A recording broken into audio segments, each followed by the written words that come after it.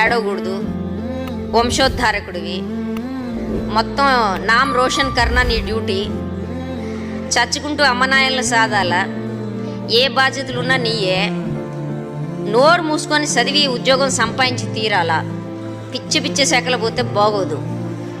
ఈ ఏడవకుండా ఇవన్నీ భుజాన్ని వేసుకొని మేరునగ ధీరుడు అనే టైటిల్ కోసం ఎంత కష్టపడాల్సి ఉంటుందో మీకేమన్నా అర్థమవుతుందా అమ్మాయి? ఏడవడానికి కూడా లేదు చెప్పుకొని, నాకు భయం వేసిందని ఏడవడానికి లేదు, దుఃఖం వస్తే ఏడవడానికి లేదు, బిగబట్టుకుని ఉండాల.